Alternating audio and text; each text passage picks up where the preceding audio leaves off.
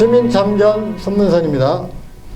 익산은 물과 숲이 부족한 도시라고 시민들이 많은 이야기를 합니다. 도심에 하천이 없기 때문에 더욱 그런 것 같습니다. 올해 무척 더웠죠. 고온의 폭염 때문에 더욱 힘들었을 거라고 생각을 합니다. 이런 상황에서 도시 환경이 무척 중요한 현안으로 떠오르고 있는데요. 오늘은 도시 생태에 대해서 이야기를 나눠보도록 하겠습니다. 전주기전대 허브종합과 김원근 교수 나왔습니다. 교수님 안녕하세요. 안녕하십니까. 올해 익산 무척 더웠어요. 네, 굉장히 많이 더웠죠. 네. 비단 익산만의 상황은 아닌 것 같아요. 전 지구적인 문제라고 얘기를 하고 있는데 익산 폭염 어느 정도 수준이었습니까? 익산 제가 기후 전문가는 아니어서 쉽게 이야기하기는 좀 어렵지만 그냥 단순하게 수치로만 그냥 이야기를 한번 해보면 2020년 그러니까 즉 작년이죠. 작년에는 폭염이라고 이야기하는 그러니까 기온이 33도가 넘는 걸 폭염이라고 우리가 이야기를 하는데요.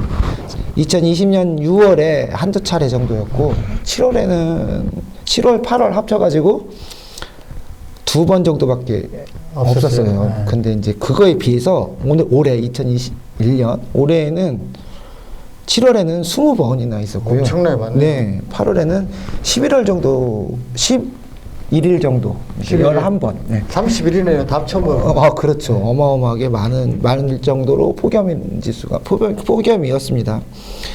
근데 이제 이거를 우리가 단순하게 작년과 올해만 지금 비교를 했는데 이것만 가지고 뭐 익산이 뭐 폭염도시다 그렇게 이야기하기는 조금 어렵다라고 제가 생각이 좀 들기도 하고요. 그리고 작년 같은 경우에는 상대적으로 장마 일수가 너무 많아서 폭염 일수가 좀 줄었었다라고 그렇게 판단이 되어져요. 근데 이제 그 장마 일수가 길다라는 것도 어떻게 보면 기후의 영향이니까 이제 그것도 마찬가지인데 장기적으로 봤을 때는 점차적으로 기온이 계속 상승하고 있다라는 건 맞는 것 같습니다. 이 도시가 폭염 등 기후변화에 대응하기 위해서는 온도를 낮추는 노력을 할 수밖에 없지 않습니까? 네. 그러면 그 중에서도 숲, 가로수, 호수 등이 굉장히 중요한 역할을 할 것 같은데 어떻게 보세요?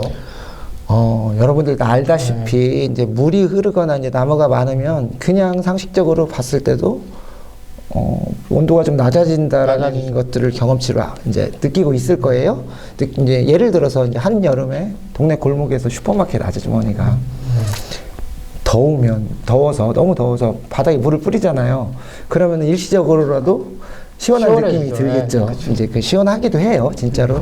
이러한 것들처럼 나무를 많이 심고 물이 있으면 거기에 따르는 수증기들, 증발해서 수증기들이 발생을 해서 그 수증기들이 기온을 낮춘다라는 그런 연구 결과가 있습니다. 그래서 그거를 냉각 현상이라고 하는 그런 것들이 있어서 숲이나 가로수, 호수 등이 기온을 낮추는데 굉장히 큰 역할을 하고 있다라고 폭염 예방에 열섬이나 이런 폭염 예방에 숲과 가로수, 호수들이 굉장히 중요한 기능을 한다. 이런 그렇죠. 네. 시민들은 익산이 다른 도시에 비해서 물길도 없고 그다음에 도시 습도 부족하다고 생각을 많이 하고 있어요. 특히 네, 시내 쪽은. 그렇죠. 네. 어떤 상황입니까? 수준이 어느 정도나 돼요? 지금 다른 도시는 우리가 이야기하는 것보다는 전통적인 도시는 물이 있어야만 도시가 형성이 됐었던 거죠. 왜 그러냐면 이제 농경이 주산업이었고 이제 먹는 거에 대한 것들이 있었기 때문에 물이 없이는 도시가 이루어지지 않았었어요. 근데 이제 익산도 그걸로 따지고 보면은 물길이 없다 또는 숲이 없다 이렇게 이야기하기는 조금 어려울 것 같습니다. 이제 그 이유가 근데 뭐 전체적으로 우리가 숲도 있고 물도 있는 그런 도시이기는 하거든요. 전체를 봤을 때. 근데 시내에 없다라는 얘기죠. 인구 밀도가 많이 있는 그런 옛날, 우리가 말하는 이리라고 이야기를 하죠. 이리였었던 이리의 그 도심권을 놓고 이야기를 해보면 예전에 일제강점기 시대 때 그 필요에 의해서 만들어진 그런 계획적인 도시이기 때문에 어떤 농경이라든지 그런 것들에 구애받지 않는 이리라는 도시를 만들어 놔서 물길이나 저수지의 필요성이 그렇게 높지 않았다라고 그렇게 생각이 되고 있습니다. 네. 그 익산도 도시 열섬이나 환경을 위해서 지금 500만 그루 나무 심기 운동을 하고 있는 걸로 알고 있어요. 네네. 한참 몇 년 전에 홍보를 했는데 네. 지금 어떻게 진행되는지는 알지를 못하겠어요. 어느 정도 와 있는지. 네. 근데 전주시 같은 경우를 보니까 이렇게 마스터 플랜도 있고, 네, 그렇죠. 그다음에 1000만 그루 가든시티 전주라는 브랜드명도 있더라고요. 네. 익산 어떻게 지금 추진되고 있나요? 아, 익산 500만 그루 나무 심기는 2018년에 시작이 됐어요. 2018년에 시작이 돼서 2023년에 완공을 하겠다라는 그런 목표를 가지고 지금 진행을 하고 있습니다. 네. 진행을 하고 있어서 이제 학교 숲이라든지 뭐 미세먼지 산단의 어떤 미세먼지를 차단하는 숲을 만든다든지 그리고 모르겠어요. 여러분들이 보셨을지 아니면 주변에 있는 분들은 보셨을 수도 있을 것 같아요. 뭐 예뚜기 심는 숲, 네. 뭐 그리고 유천 생태습지에 나무 심는 거. 나무 심는 거, 뭐 그 정도로 지금 보여지고 있습니다. 그리고 이제 국도 26호선에 약 2km 정도의 이제 가로수 심는 정도, 뭐 그 정도로 지금 보여지고 있는데요. 저희가 생각하기에는 이제 이게 어떤 계획적으로 만들어지는 전주하고 굉장히 많이 비교가 된다라고 이렇게 보여줄 수 있는데요. 전주 같은 경우에는 공공 부분과 민간 부분으로 나누어서 공공 부분은 뭐 가로수비라든지 네. 또는 아니면 미세먼지 저감 그리고 서로 복지시설 뭐 나눔수비라든지 이런 네. 어떤 테마를 정해가지고 그 사업을 추진하고 있다. 사업을 계획적으로 추진이 되어지고 있고요. 민간 부분에서도 어떤 교육이라든지 그런 어떤 뭐 나무 심기 운동이라든지 그런 것들을 뭐 익산도 학원 일부는 하고 있지만 시민들이 잘 모르고 있어요. 근데 전주는 대대적으로 홍보가 되어 있다라는 거죠. 그래서 전주를 전체적으로 계획을 보면 띠녹지 사업이라고 그래서 전주를 녹지의 띠로 전부 다 연결시키는 작업. 네. 그런 역할을 하고 있는데 익산시가 진정으로 필요한 게 이런 띠녹지 작업이 아닌가. 그럼 이 500만 그루 이제 추후에 또 우리가 또 이런 기회가 더 있다면 이제는 그런 띠녹지 사업, 이게 전체를 네트워크화 시킬 수 있는 녹지로 네트워크화 시킬 수 있는 그런 사업으로 조성이 되는 게 바람직하지 않겠느냐. 좀 이렇게 마스터 플랜도 좀 많이 홍보가 됐으면 좋겠고요. 전주시 같이 이렇게 브랜드 사업도 좀 필요하다고 보고 있습니다. 물론 그렇습니다. 도시가 갖고자 하는 목표도 분명해지지 네. 않습니까? 익산시가 도시공원의 민간 특례 사업을 현재 추진하고 있잖아요. 네네. 근데 도시공원 민간 투자를 받아서 도시공원을 조성하고 나머지 면적의 30%를 아파트를 짓겠다는 얘기지 않습니까? 네. 근데 요즘 얘기 나오는 거 보면 아파트 브랜드만 얘기 나오지 그렇죠. 공원은 어떻게 조성하겠다는 얘기는 쏙 들어가 있어요. 그래서 어쨌든 도시에 유일하게 남아있는 녹지인데 이 녹지가 앞으로 시민들한테 쉼터로서 역할을 해야 하잖아요. 그렇죠. 우리 교수님께서는 어떻게 보고 계세요? 좀 안타까운 게 지금 금방 도시민들의 쉼터 역할을 해야 된다고 우리 말씀을 하셨는데 자칫하다가는 공동주택의 앞마당이 될 수 있다라는 그런 아파트 그렇죠. 조경 숲 정도 그 정도로 이렇게 될 수 있겠다라는 어떤 그런 감이 좀 있어요. 우려가 있습니다. 네. 이제 우려가 있는데 이게 이제 익산이 이야기하기를 161만 4천 제곱미터를 그 공원을 이렇게 민간 특례로 개발하겠다라고 이야기를 하는 거예요. 그러면 이 161만 4천 제곱미터의 30% 즉 48만 약 50만 제곱미터를 없애겠다라는 얘기인 거거든요. 그렇죠? 사실은 녹지가 없어진다라는 얘기예요. 근데 이제 시에서는 또 다른 반론이 그 지금 녹지 그러니까 공원으로 지정이 되어 있어서 이제 일몰이 돼서 이제 일반 녹지가 됐잖아요. 그 일반 녹지 내에서 민간들이 거기서 뭐 작물들을 키우고 다 훼손이 되어 있다라고 이야기를 하는데 일례로 마동 근린공원 같은 경우는 저희가 조사를 한 게 있거든요. 근데 이제 나대지 및 경작지 등으로 이용된 게 약 7.38%밖에 안 됐어요. 얼마 안 되네요. 네, 그렇게 크지 않았었다라는 얘기죠. 이제 그랬는데 물론 이게 이제 잘 되어져야 된다라고 생각은 듭니다. 이제 뭐 익산의 주택이 지금 많지 않다 보니까 신규 주택들이 많지 않다 보니까 주택난이 이루어지고 있는데 그 주택난과 공원을 다시 깨끗하게 만들겠다라는 그런 것들에 대한 취지는 공감을 합니다만은 일단은 녹지가 많이 없어진다라는 거에 대한 우려가 굉장히 크다라는 거죠. 이게 민간공원 특례 사업을 하면서 좀 시민의 참여가 좀 보장이 돼야 하는데요. 네. 민간 개발업자가 공원을 조성을 하려고 하면 이게 실제 어떤 내용으로 조성을 하려고 하는지 이걸 알 수가 없어요, 시민들은요. 그렇죠. 그리고 이제 시민 거였었고 시민들이 이용하는 공원이 돼야 하는데 뭔가 이렇게 시민들 의견이 참여될 수 있는 뭔가 조직이 좀 필요하다고 저는 보고 있습니다. 그래서 시민 전문가, 개발 사업자나 행정이 좀 공동으로 협의국을 만들어 논의를 좀 해야 한다고 생각을 해요. 어떻게 보십니까?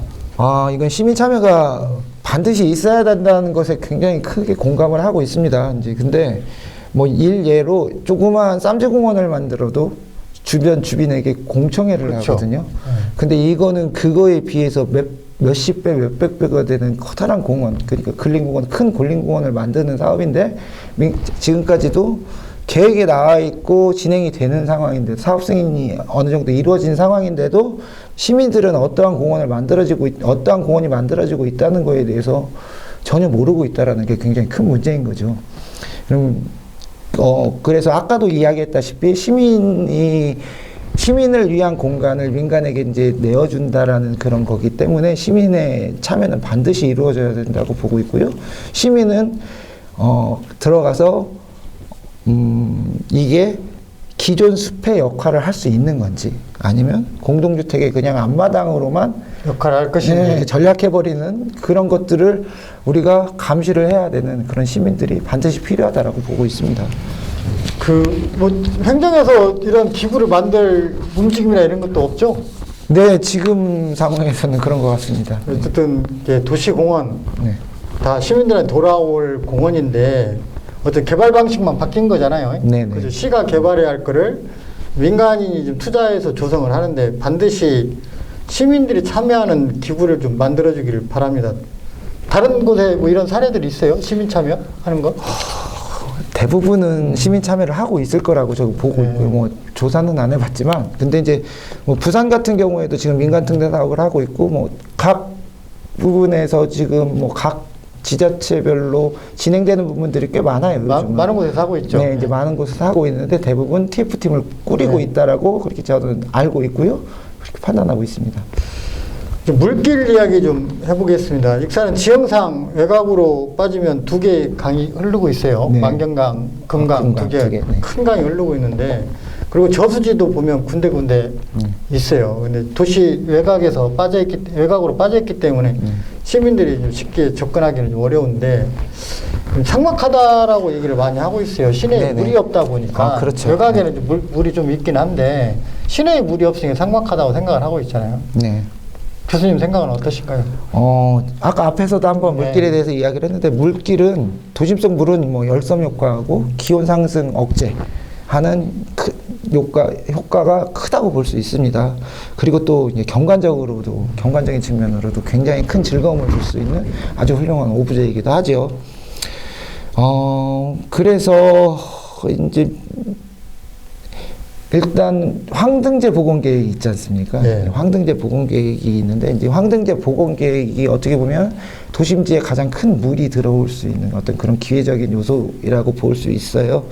이제 그것과 맞물려서 영등동 지역이라든지 기존에 우리 영등동 지역에 있었던 물길 그런 부분들도 같이 연계돼서 이번 황등 복원 계획과 같이 가는 것도 좋은 방법이라고 생각이 듭니다. 지금 동산동에 유천 생태습지가 조성이 돼서 시민들한테 많은 이용을 하고 있는 시민들이요. 네네. 어쨌든 사랑을 많이 받고 있지 않습니까? 네. 그리고 대관선수로에 좀 데크를 설치해서 네. 어쨌든 많은 기여를 하고 있고 시민들이 많이 이용을 하고 있지 그렇죠. 않습니까? 네. 그러면 익산은 도심지에 물길이 부족하기 때문에 인공적으로 만들 수밖에 없는데 네네. 아까 황등제도 마찬가지고 그렇죠. 좀 대대적으로 필요한 곳에 이거를 좀 파악을 해서 네. 인공적으로 인공 호수나 인공 물길을 좀 만들어야 한다고 저는 생각을 하거든요. 네네. 교수님은 어떻게 동의하십니까? 아니, 굉장히 크게 동의를 하고는 있는데요. 네. 근데 익산의 지금 상황을, 익산의 어떤 그런 구조를 봤을 때 가장 현실적으로는 많이 어렵겠지만, 물론 이제 장기적인 플랜이라고 생각을 해요. 근데 이제 가장 좋은 대안은 만경강과 금강을 서로 이어주는 그런 물길이 조성되는 게 가장 좋은 방법이라고 그렇게 생각이 듭니다. 그래서 도심 속은 저수지 고여있는 물보다는 흐르는 물길이 있는 것이 가장 바람직하고 그 천을 따라서 천을 만들어주고 그 천을 따라서 생태적인 공간이 조성되어지는 게 지금보다는 훨씬 더 미래를 위해서는 가장 바람직한 그런 방법이라고 그렇게 아까 황등제 얘기하셨는데요. 황등제 옆에 바로 탑천이 흐르잖아요. 네네네. 그러면 탑천 또 옆으로 금강물하고 이쪽 도수로하고 그 도수로가 연결되어 네, 있어요. 도시로가 연결되어 있죠. 그런 부분들 좀 충분히 살리면 인공적으로도 호수가 가능하겠네요. 네, 충분하죠. 네. 그 앞으로 어쨌든 익산 물이 이렇게 없다고 얘기를 많이 하는데요. 네네. 충분히 물이 주변에도 많이 있기 때문에 이걸 잘 이용하면 네. 충분히 그 유천 생태숲이 같이 네네. 충분한 그 습지를 조성할 수 있다. 저는 이렇게 보거든요. 네네. 근데 이제 문제는 비용과 공간 그리고 시간이라고 생각이 들어요. 이제 시간은 우리가 길게 잡고 생각을 한다라고 볼 수 있고 비용도 마찬가지죠. 길게 우리가 생각을 한다면 좋은데 공간 저수지를 하나를 만들었는데 그 저수지의 위치가 잘못되었다라고 생각을 했을 때는 굉장히 큰 또 다른 기회비용이 또 생기는 거거든요. 그렇죠. 이제 그러다 보니까 결국은 그게 어떻게 어느 공간에 이 저수지가 만들어져야 되는 게 굉장히 중요하다라고 생각이 듭니다. 그래서 전체적인 익산을 전체를 놓고 전체적인 공간을 보고 그 공간을 통해서 어디에 저수지가 위치하면 좋을지 또는 그것이 연결이 추후에 저수지들이 서로 연결이 되면은 그게 또 다른 물길이 만들어질 것 같다라는 갈 수 있는 어떤 그런 큰 장기적인 마스터 플랜을 세워서 진행이 되게 된다면은 익산도 굉장히 큰 물길이 만들어질 것 같습니다. 우리가 좀 필요한 게 앞으로 익산 물길을 어떻게 조성할 거냐 이걸 놓고 좀 마스터 플랜 용역이나 연구 사업을 좀 진행할 필요가 있겠네요. 네, 그게 없고 무분별하게 저수지를 만들어 놓으면 결국에는 그게 좋다기보다는 흉물로 남아있을 수 있는 그런 가능성이 굉장히 크기 때문에 충분히 연구 검토할 수 있는 검토를 해서 추후에는 금강과 만경강이 연결되는 또는 연결되는 듯한 그런 물길 또는 그런 저수지가 만들어지는 게 좋을 것 같습니다. 네. 네, 도심 이야기는 아니지만 시내에서 좀 몇십 분 가면 익산은 근마에 보면 근마저수지도 있고 왕궁 보석박물관 옆에 보면 왕궁 저수지도 있어요. 근데 가보신 분은 다 아시겠지만 데크가 일부만 설치되어 있어요. 시민들은 좀 한 바퀴 돌고 싶어 하는데 좀 전체적으로 시민들 좀 접근성을 높이기 위한 이런 시설 인프라가 좀 필요할 것 같아요. 어떻게 보십니까?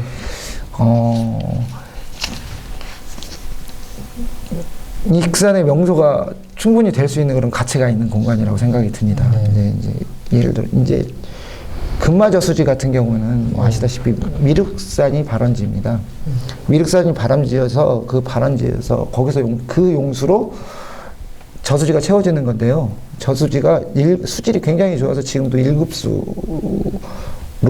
수질이 굉장히 깨끗하다. 네, 굉장히 깨끗하고요. 그리고 또 한 가지 그 물이 계속 유지가 될 수 있는 거는 주변에 축사라든지 그런 오염원도 전혀 없습니다.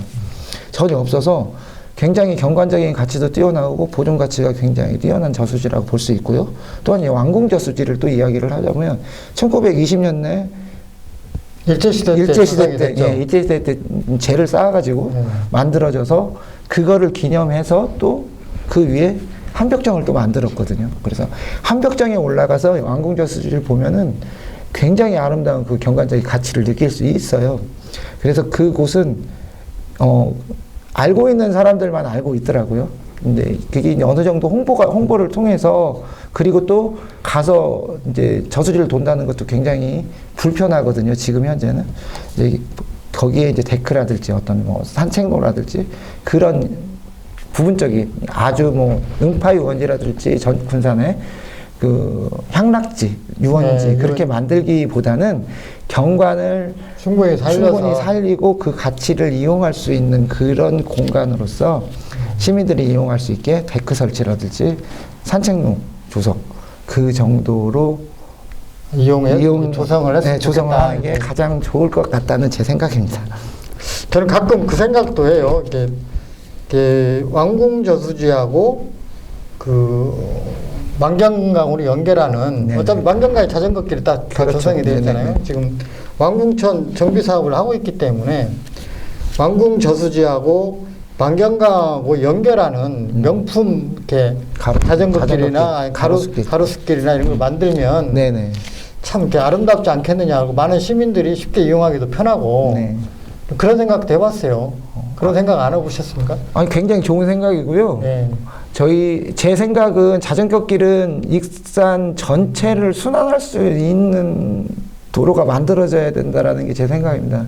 그래서 이 자전거를 안전하고 즐겁게 타서 익산을 한 바퀴 돌 수 있는, 일주할 수 있는 그런 도로로 만들어진다면은 굉장히 효과도 크고 굉장히 많은 사람들이 이용할 수 있지 않을까 그런 생각이 들거든요. 예, 그 익산의 시내 물이 많이 부족하다고 얘기를 합니다. 그래서 삭막하다 이런 말씀을 하시고 물이 있는 도시를 많이 부러워하는데 충분히 익산도 주변에 물길을 많이 가지고 있어요. 네. 이걸 잘 연결해서 도심 시민들이 쉽게 이용할 수 있게끔만 만들어 준다라면 익산도 새로운 생태도시로 좀 탄생할 수 있다고 보거든요. 좀 이런 부분에서 좀 전문가로서 좀 하실 말씀 있으시면 좀 얘기를 덧붙여서 얘기해 주십시오. 익산이 가능성이 있는, 그러니까 생태적인 가치도 굉장히 높일 수 있고 경관적인 가치도 굉장히 높일 수 있는 그런 공간이라고 생각이 들어요. 근데 이제 우리가 부족한 게 숲과 물이다라고 이야기를 하는데 숲은 이제 도심이 확장이 만약에 된다면 더 확장이 되고 인구가 증가하고 도심이 확장이 된다면 그런 이제 일말의 희망을 가지고 사는데 그렇게 확장이 된다면 숲은 유효된 공간으로서의 지금 현재의 숲도 가치가 굉장히 높을 거라고 생각이 들고요. 근데 단지 이제 물이 좀 부족하다. 그리고 인구 밀도가 높은 공간에 물이 부족하다라는 거는 굉장히 삭막하다라는 느낌이 많이 들거든요. 그러니까 그 인구 밀도가 많이 높은 그런 공간에도 물과 숲이 다시 또 더 많이 들어갈 수도 있다면 아까 같이 조급하지 않고 시간을 갖고 저수지 물을 저장할 수 있는, 담아놓을 수 있는 그릇을 여러 개 만들어서 그것을 나중에 추후에 연결해서 생태적으로도 굉장히 가치가 있는 그런 도시를 만들어줄 수 있다라고 그렇게 생각이 들고 있습니다. 네, 알겠습니다. 지금까지 우리 김용근 교수를 모시고 익산 생태환경에 대해서 이야기를 나눠봤습니다. 바쁘신데 이렇게 나와주셔서 감사드립니다. 아유, 별 말씀을요. 이상으로 시민참견 방송을 마치도록 하겠습니다. 감사합니다. 감사합니다.